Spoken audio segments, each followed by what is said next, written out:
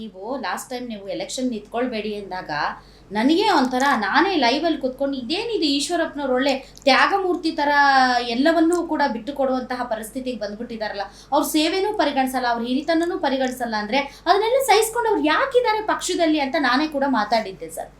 ಆಗಲೂ ಕೂಡ ನಿಮಗೆ ಇದೇ ರೀತಿಯಂಥ ವಾತಾವರಣ ಇತ್ತು. ಈಗ ನಿಮ್ಮ ಒಂದು ವಿಚಾರ ಏನಿದೆ ಅದು ಗೊತ್ತಿದ್ರೂ ಕೂಡ ನಿಮ್ಮದು ಸಂಘ ಪರಿವಾರದ ಹಿನ್ನೆಲೆ ಇರುವಂತಹ ಪಕ್ಷ, ಹಿಂದುತ್ವದ ಪಕ್ಷ, ಇಲ್ಲಿ ಒಂದು ರೀತಿ ಇಲ್ಲಿ ಕೇಡರ್ ಬೇಸ್ಡ್ ಪಕ್ಷ, ಆದರೂ ನಿಮ್ಮ ಮಾತಿಗೆ ಯಾಕೆ ಸರ್ ವರಿಷ್ಠರು ಬೆಲೆ ಕೊಡ್ತಾ ಇಲ್ಲ?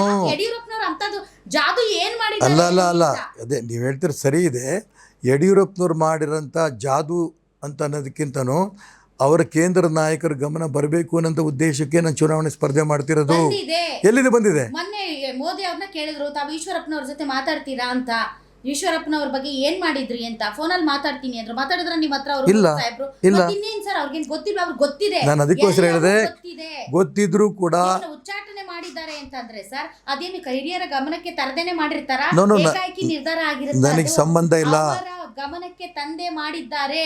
ಹಾಗಾದ್ರೆ ಸರ್ ನಿಮ್ಮ ಸೇವೆಗೆ, ನಿಮ್ಮ ಅನುಭವಕ್ಕೆ, ನೀವು ಪಕ್ಷಕ್ಕೆ ಮಾಡಿರುವಂತಹ ಕೊಟ್ಟಿರುವ ಕೊಡುಗೆಗೆ ಒಂದ್ ನಯಾ ಕವಡೆ ಕಾಸಿನ ಕಿಮ್ಮತ್ತಿಲ್ವಾ ಸರ್ ನಿಮ್ಮ ಪಕ್ಷದಲ್ಲಿ? ಯಾರಿಗೆ ಪ್ರಶ್ನೆ ಕೇಳ್ತಿದ್ದೀರಿ? ನಾನು ನಿಮ್ ನನಗೆ ಕೇಳಬೇಡಿ. ಯಾರು ಈ ಬದುಕು ಮಾಡಿದಾರಲ್ಲ ಅವ್ರಿಗೆ ಕೇಳಿ, ಯಡಿಯೂರಪ್ಪನವ್ರು ಕೇಳಿ, ಕೇಂದ್ರ ನಾಯಕರು ಕೇಳಿ, ಅವಾಗ ಅವ್ರು ಏನು ಉತ್ತರ ಕೊಡ್ತಾರೆ ಹೇಳಿ. ಗ್ಯಾರಂಟಿ ನ್ಯೂಸ್, ಸುದ್ದಿ ಖಚಿತ, ನ್ಯಾಯ ನಿಶ್ಚಿತ.